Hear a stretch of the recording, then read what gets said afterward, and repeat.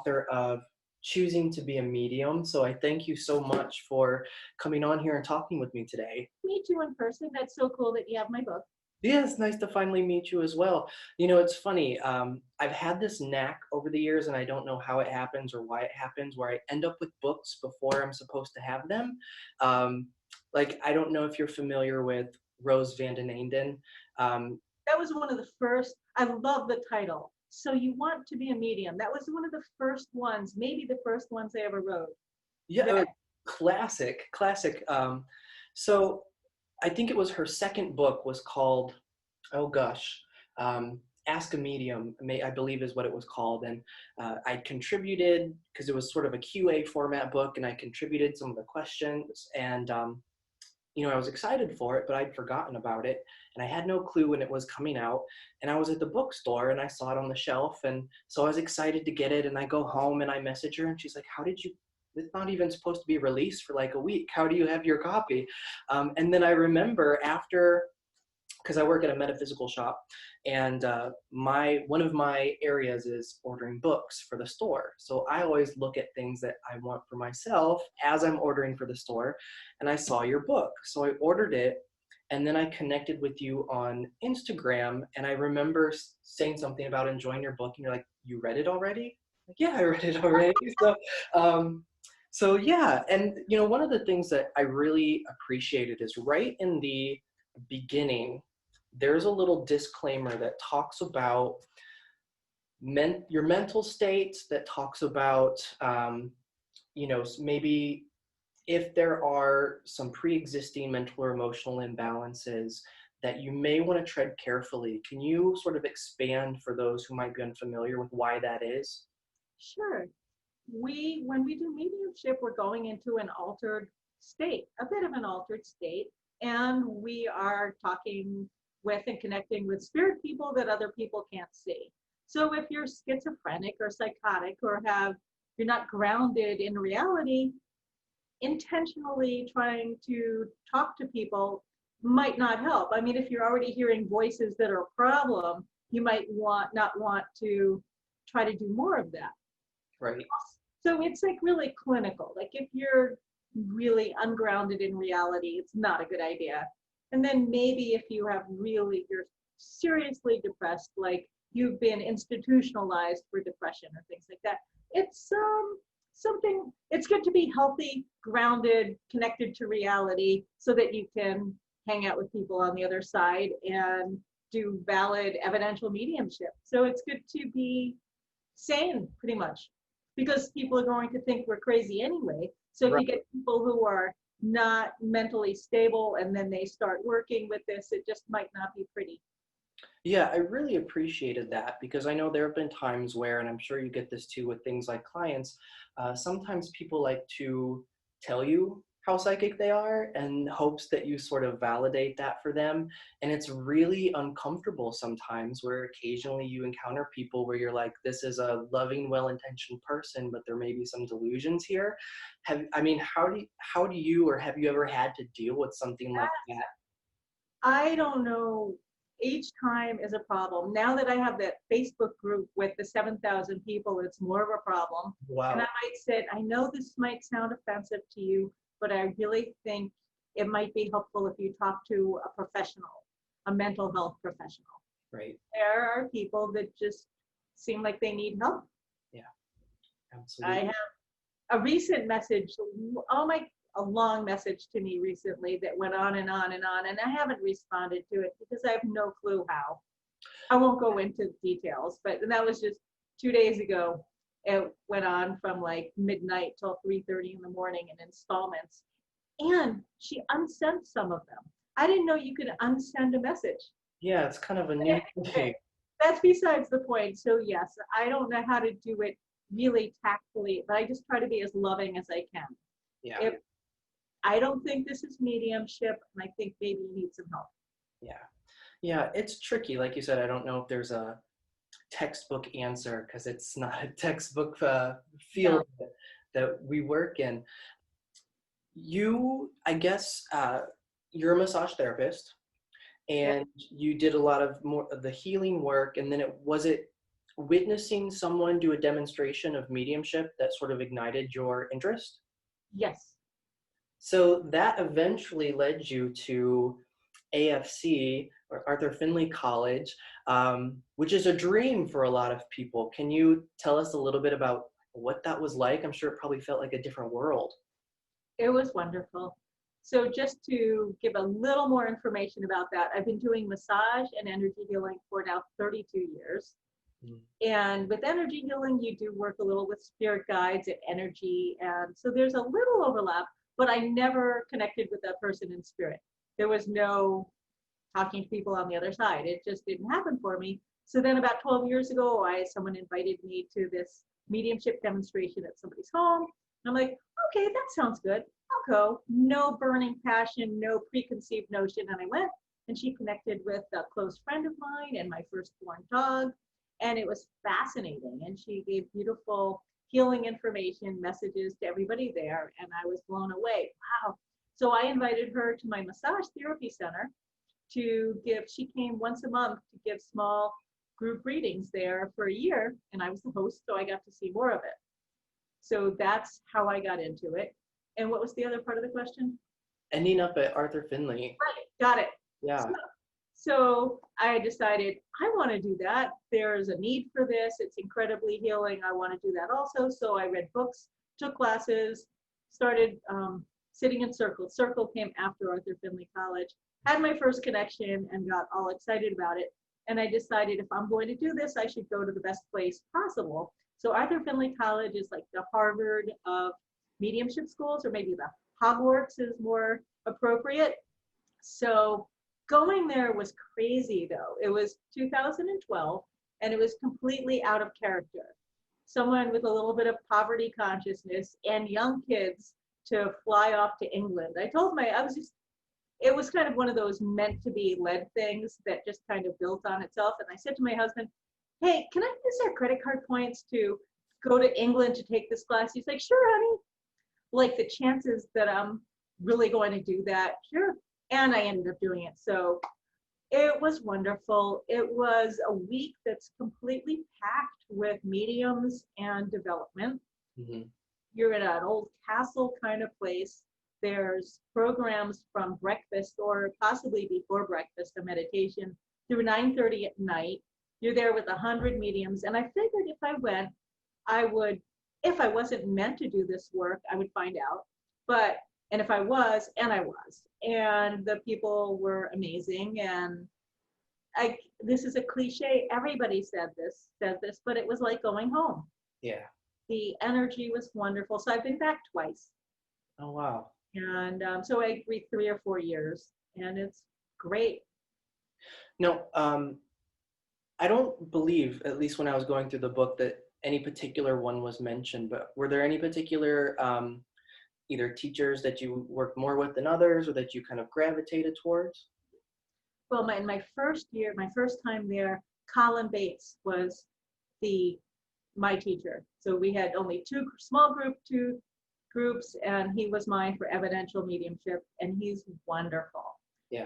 After that, I took a couple classes with him in New Jersey. He goes to a place called The Journey Within. So Colin Bates is wonderful. So he was my first. Oh, before I went there, I took a beginner class with Rita Berkowitz in the Boston area, but she's not an Arthur Findlay tutor, although she's been there, and maybe she was. So Colin Bates is my first. And then in subsequent years, I've become in love with Eileen Davies and Kitty Wood and Lynn Probert. Lynn, I didn't meet until a year ago, and it wasn't even at the college. I met her at the Journey Within, and she's amazing. But Kitty from the Netherlands and Eileen from Scotland are both wonderful, passionate, loving, vibrant teachers. So those are my favorites. I'll have to look into Kitty. I've a good friend of mine just always speaks very highly of Eileen, but I'm definitely going to have to look into Kitty as well. Now, one of the things that I love about your books, because I'm a very practical nuts and bolts kind of person, and your book is a very practical nuts and bolts kind of a thing. And there's a lot of books that there's a lot of words And maybe, you know, I definitely believe that there's a time and place for philosophy and ideology, but you basically cover so much ground in the gamut of development and maintaining. This is what you do it. Um, and I really just appreciate that. One of the questions that I get a lot that I would love your insight into is people sort of at a place who maybe they've sat in circles or done some classes or, you know, whatever it is, and they've been working on their development, but they want to know how do I know if it's the right time to step out and practice publicly? Because in some ways, I feel like if you're waiting for it to feel right, you may always be waiting. And on the other hand, you don't want someone to hang their shingle too soon and sort of discourage themselves when things don't go well. What do you think is a good sort of mindset? There's no rule. Some people sit in circle for 18 years and then they do it. And some people take, like, you know, the 3-month class. Hey, I'm doing that. You need to be accurate. You need to have a connection to spirit and comfortable with what you're doing, and not, once you start charging money, there's a lot of pressure. Yeah. So you need to, I did 118 free readings. I was aiming for 100 free readings, and by the time I got to all of them, there were 118. And then I did 3 small group readings. And then I did not quite free readings, which didn't go quite well. It was okay. It was like a stepping stone. When I was doing these not quite free readings where you're supposed to give something, you know, give an offering, something, that was helpful. So there'd be an exchange of energy. For me, it was when I did an hour reading to a couple, and they gave me some chocolate chip cookies from Stop and Shop or ShopRite with a $3.99 label on it and a list of ingredients I wouldn't feed my dog. And that was kind of like, okay, I'm done with the not quite free reading. So for me, that was it. So I give thanks to this person because they were the kicking pants. What am I doing? Right. So you want to be serving a need. You want to be professional. You want to be comfortable. You want to be accurate. You can always, if something doesn't go well, give their money back. True. So it's not like that. It doesn't work so well if you're doing a demo. You want to wait a whole lot more before doing that. But it's a comfort level. There's no one else that can tell you when to do it or when not to do it. Well, it's easy to know when people shouldn't do it. That's true. That's true. But it has to do with confidence and practice and how well you do. Yeah. Mine was a long progress of the lots of free readings, not quite free readings. You know, that's interesting though. I never thought about that. That is kind of a interesting middle ground that's good stepping stone. That's a great idea. I was giving lots of free readings. I did massage and healing, and I was raising kids, and I was getting burnt out from giving, and not receiving enough. So that I talked to somebody about it, a mentor of mine, and she said, you need to get compensation, energy exchange. And I'm like, but I thought that because I was getting practice, they were getting reading and I was getting practice, there was an exchange. And she's the one who suggested that I ask for something. So if the something was what some people gave, like, here, let me bake you something. Here's this art, someone gave me art supplies or something lovely, great. But $5 or some store-bought cookies. Right. But anyway, that was the idea, to have an energy exchange, to feel like I was receiving and not just draining myself. Right. No, that's wonderful. This book, so you're doing your work, you're doing your mediumship. How did this book come about? What was the motivation? It was not my idea whatsoever in any way, shape, or form. I'm not somebody who wanted to write. The last thing I'd previously written was probably a paper in college, and I graduated college a long time ago. So I had no interest in doing this. So it was a combination of being compelled, guided, that kind of thing, and that I saw a need. Yeah. So 3 days in a row, I'm in bed with all this information about a book and chapters and outlines, and I'm like, what? And I ignored it for the first 2 mornings. And the third morning, it's like, I got up and I sleep in the morning. I don't get up in the morning. I got up and I started writing things. So I feel that I was compelled, and I don't go around life saying, I've been told to do this. They're telling me. Some people do that, and that's great. You might do that. But aside from writing the book, going to Arthur Findlay College, pretty much I take responsibility for what I do. I'm guided, of course, but this was different. And then I'm like, okay, well, you better help a lot talking to the spirit people. So I started. And the cool thing is, I started an outline, but I was 3 years into my development. I thought it was presumptuous. I would have been embarrassed if any of my teachers knew what I was doing, because it felt completely out of line.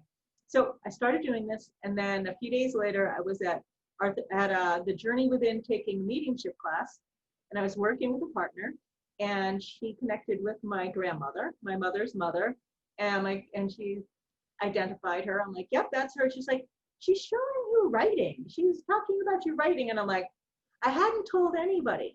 I hadn't told my husband, kids, or parents that I was writing a book. My grandmother from the other side comes through encouraging and supporting it. She's the first person I knew that knew what I was doing. Mm-hmm. So that was really exciting. My jaw dropped. I'm like, okay. So I went home to my parents that night because I was staying with them in New Jersey, and I told them, and it was really exciting. And then when I came home, I told people. So I had a lot of support. And then the fact, and everything came easily. I mean, a lot of work, tons of work, but there was never any, what should I write? It was just a matter of doing all the work and revising. They got me an agent. They got me a traditional publisher. I mean, that doesn't happen. Mm-hmm. You're more likely to win a lottery. The same time I was doing this, my daughter was applying for colleges. And so that when she's graduated. But when I was looking for editor and publishers, and I realized that she had a better chance of getting into Harvard than I did of getting a publisher. Yeah.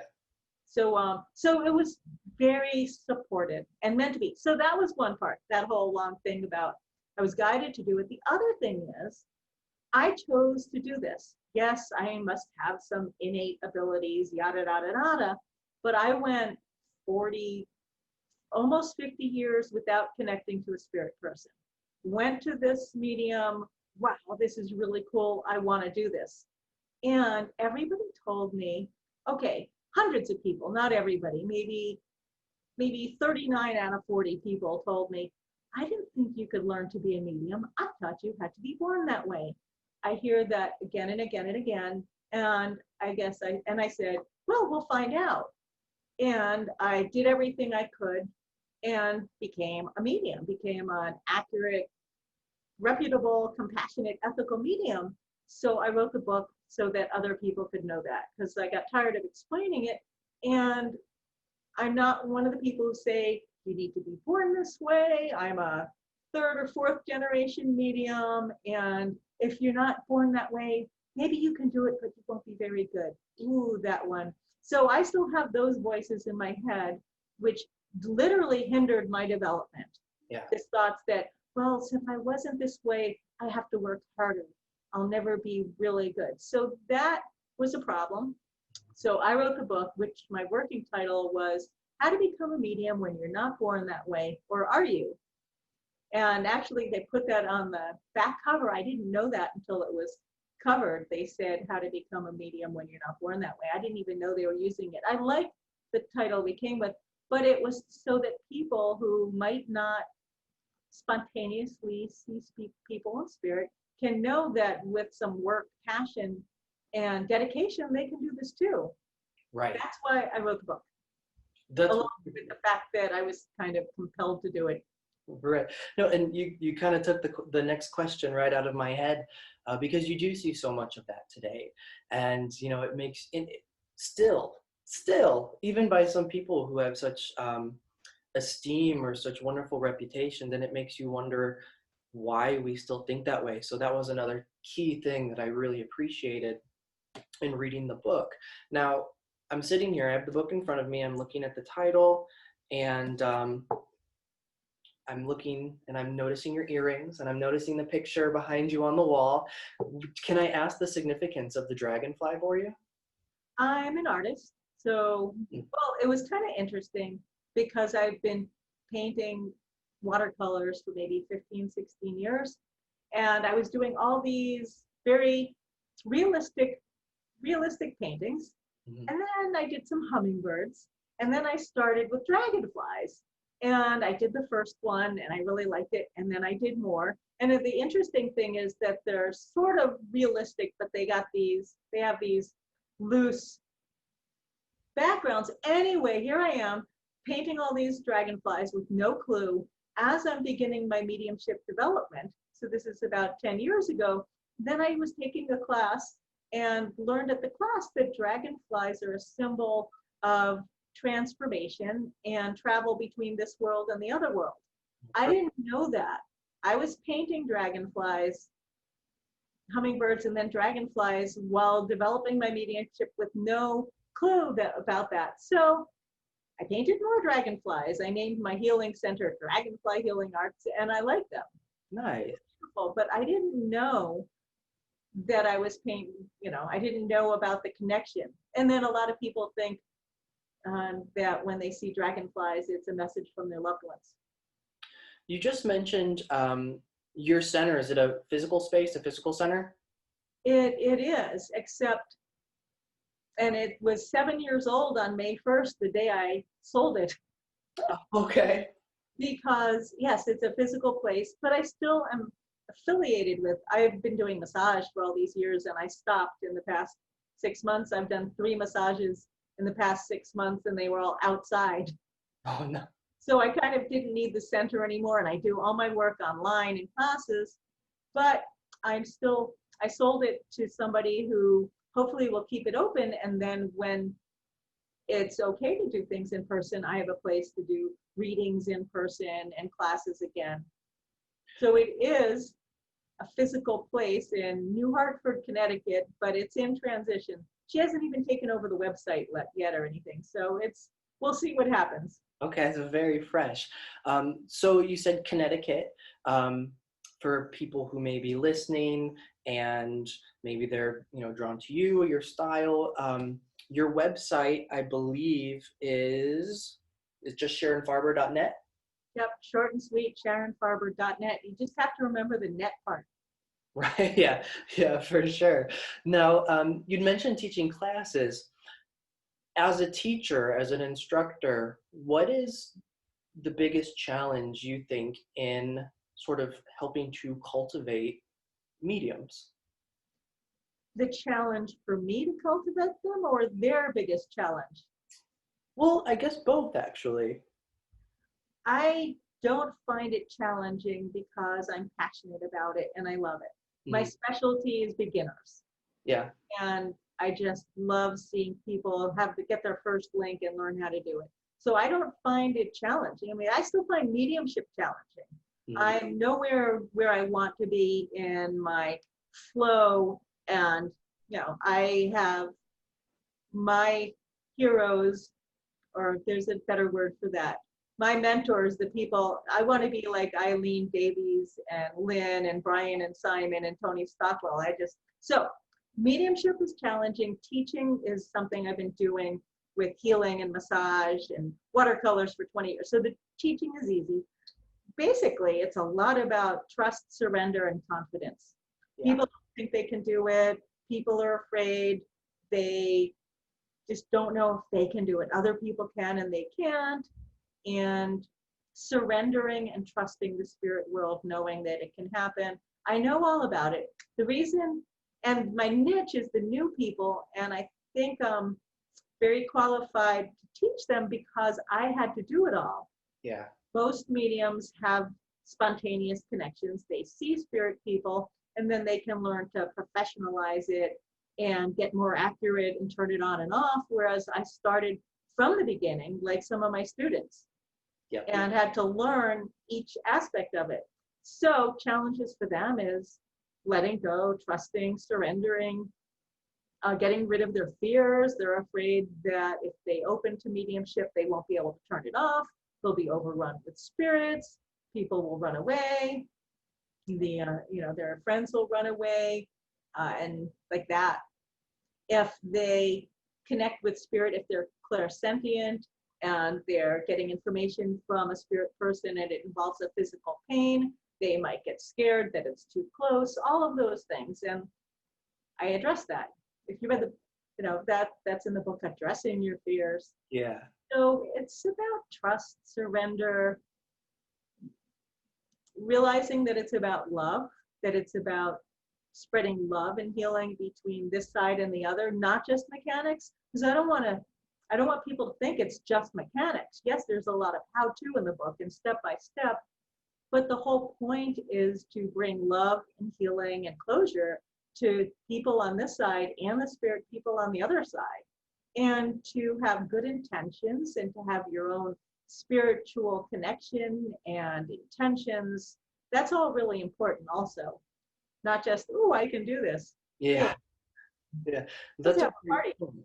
I love looking at people of the past and some of those, giants in the history of the greats of mediumship and spiritualism. And there was a lecture that I was listening to with Gordon Higginson, who of course is a big deal, with people from AFC. And he said something that really stuck with me when he was getting ready to demonstrate on some of the few videos that you can find out there.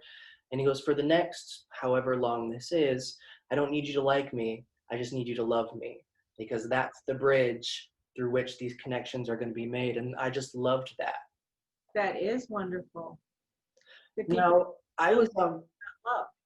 Yeah, because that's the whole reason that they connect. That's the whole reason. I mean, it's so funny to me when I see people demonstrate, and when I work, I always try to find a way in which that soul may uniquely sort of say I love you without saying I love you. If I hear them say that, I will say that.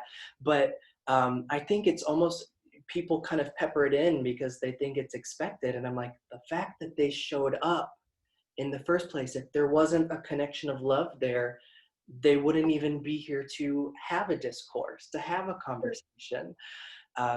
So I was on your website the other day, just kind of preparing over some of the things that I may want to touch on. And I saw that I didn't know, there's a companion journal to the book. Can you talk a little bit about that?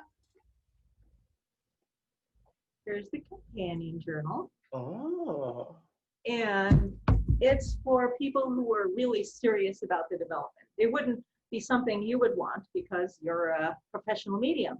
But for people who are starting off, it has prompts. It has a place for you to write about your hopes and fears, your experiences. There's a place to log 50 readings. You can log your meditations, your sitting in the power, your experiences with guides, and all that. So it's a lot. It's a place. Well, what happened with me is when I did this, I didn't have a mentor. I didn't have a school. I went to a class here and there. So the closest I had to a mentor was Rita Berkowitz, who I drove 3 hours to her class and took some 5-hour classes with her. And I could email her once a year or so, with a question. Yeah. So that was as close as I am. So what I was doing was I decided I'd do practice readings like I did in massage school with massage. We had to do log massages. You do a massage, what did you do? How did it work? And the feedback. So I decided I'll do that for mediumship. So my 100 of them, and I have them in 5 different notebooks, scraps of paper. Then I did some on the computer. They were all over the place.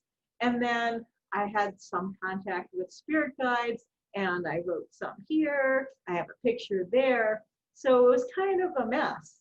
Yeah. And so what I'm providing with the book and the journal is a support system for people, for new or newer mediums or mediums who want structure and foundation. So you have your book, and then you can do it all in this one book. You got lines. You don't have to worry about, should I do it on paper? Should I do it online? Which notebook was that? Which side of the paper? And I can't even read my writing that I scrawled all over things. So it's a place to, when you're losing weight, they say, write it down. you're trying to lose weight, write down what you ate, what you drank, and your exercise, because it keeps you accountable. Yeah. So if you have this where you can write down, and if you write down your readings and who you got and who was validated, and you keep track of that, then when you're having one of those, oh, I can't do this, I suck, you can go back and see, well, I did get this person's father and they understood that. And you can go back and see, oh, I guess I can do this. That was the intention. That's phenomenal. I think that's a amazing idea. I'm assuming that's through Llewellyn too? Nope. Nope. They don't do journals or companion journals. So Okay. Llewellyn did the book, which is also on audio. Did you know it's an audio book? Oh, I didn't. It was published by Blackstone Audio. Okay. And so it's on Audible and CDs and some libraries and all that. But no one would do that, so I did this on my own. People can get this through your website? Yep, it's through my website along with the book, or Amazon, anywhere else. It's official, like Barnes and Nobles and Amazon, but it might take a while for them to get it because they might not have them in stock. Well, I know Amazon sells them regularly, but I'm real happy to sell the book or the companion journal. And if they buy them together, it costs less on my website. Nice. Buy a book, and the books are signed. Very nice. Now, my mind just went somewhere, which is jumping back to, you mentioned Eileen Davies. Yes. And I know that she's very well known for her trance work. Is trance something that interests you? Is that something that you want to do more of? I'm curious. Absolutely. And the class I had with her, which was, I've had some experiences at the college with trance. One year, do you know Scott Milligan? Yes.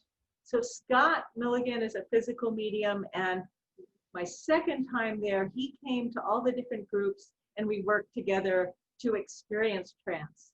And I was working with somebody one-on-one. So one person he would guide them into a trance-like state, and the other one would be sitting, staring at them, offering support, and we did it. And I got to watch his face change. I watched this guy's face change. It completely changed. I was mesmerized. Kitty, who was my tutor in the class, came over to look, and it was really cool. And then when he came back, it snapped back. It was a gradual change. And then it seemed like he wanted to speak, but this wasn't about speaking, and he stopped, and then it just kind of snapped back. It was one of the coolest things I've ever seen.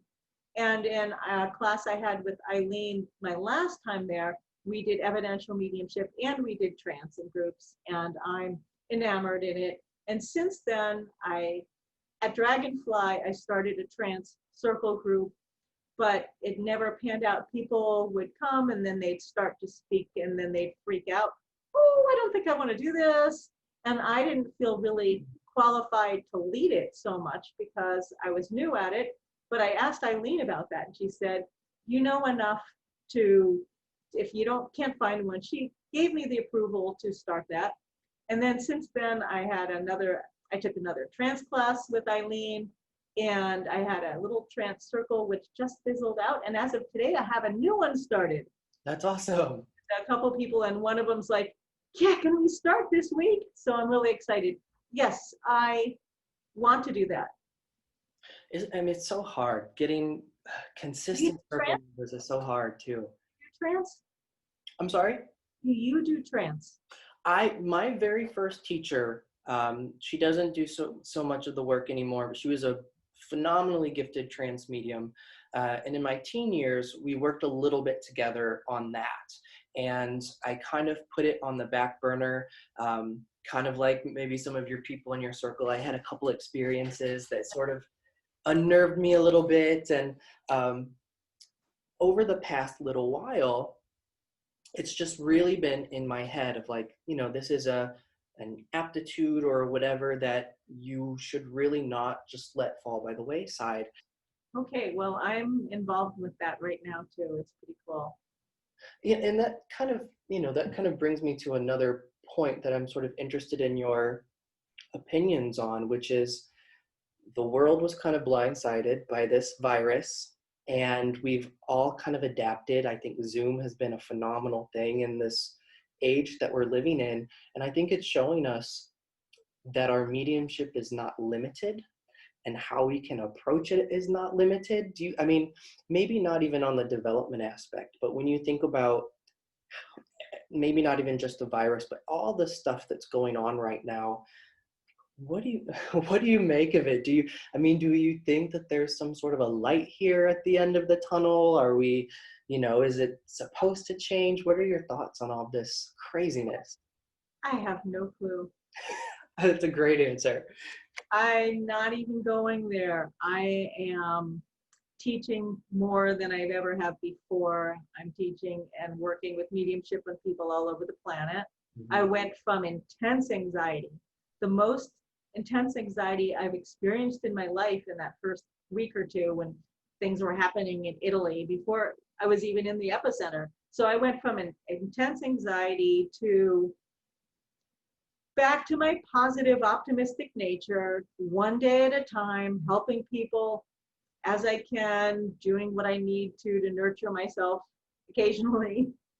And I won't even venture a guess on the big picture. Yeah. So for me, it's a good question, but for me, it's one day at a time, what's important, community, love, taking care of people as much as possible, and being a beacon for peace and comfort, being the strong one that I can guide people after that first couple weeks where I was a basket case.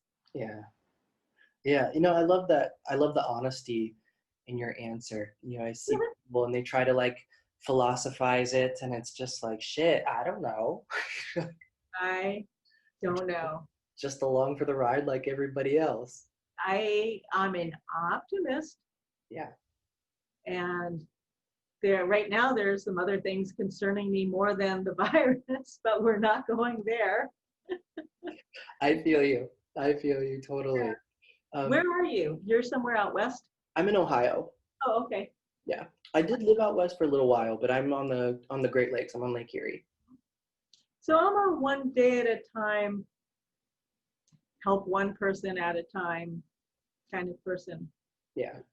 It's funny too. You think about how the age in which spiritualism started was sort of Civil War era, and how it's spiritualism and interest in mediumship has always spiked around those times because of the lives lost. And it just makes you wonder how, if 10 years down the road or 2 years down the road, if a lot of people, because of the many numbers that have passed, if that's going to sort of cause even more people to look into possibilities that they may not have considered before concerning life after death.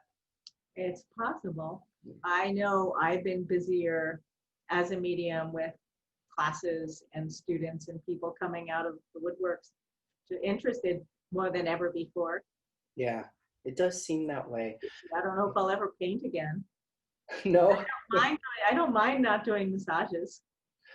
Yeah, I hear that from a lot of people who are massage therapists. They're like, that I've kind of enjoyed this break. Their bodies have enjoyed it. It's normally I just kind of have all these different kind of bullet points in my head, and I like to keep it sort of on the fly, but it all ends up kind of coming together really nicely. And of all the things that I knew that I wanted to ask, I think I either answered them, either asked them or you answered them before I had the chance to ask them, which is, I'm sure, the work of spirit, but I guess, is there anything that you might want to share, whether it be anything that's upcoming for you as far as classes or workshops or anything like that? Okay, sure. Thank you. I lead 4 weekly 90-minute online development circles geared towards beginner to intermediates. So 4 days a week for 90, and they're limited to 8 people. So if people want to sit in it's a circle class. So there's no lecture, but there's guidance and support and feedback for every reading, even if it's like, wow, that was great, or next time this will be better. So I do those. That takes a lot of time. And there's room in all of them except the Tuesday night, and it's mixed and matched. it's $13 a class or $100 for a package of 10. And luckily for me, I started these a year ago in August, the classes. So I got a jump on the Zoom because I live in a little town without a lot of people. So it wasn't like, oh, there's a pandemic, let's learn how to do Zoom. So I have 4 weekly classes. I teach beginner mediumship class, a 5-hour online beginner class, and I'll teach it a couple times a month. And that's limited to 10 people. And there's a lot of lecture and stuff based on same information you'll find in the book, and then a couple hours to practice, or 90 minutes where everybody practices. And when we can again, I'll go back to traveling and teaching outside. I taught a 3-day class in Canada, in Alberta, and I was supposed to go back in April and June for a beginner and advanced, then that was canceled, and supposed to go in November. That probably won't happen. So we're scheduling for next spring. 3-day class. I do mediumship development retreats. I did one in the mountains of North Carolina. I did one at a center, a nature kind of center here in Connecticut. And I had all these other plans, which are on hold.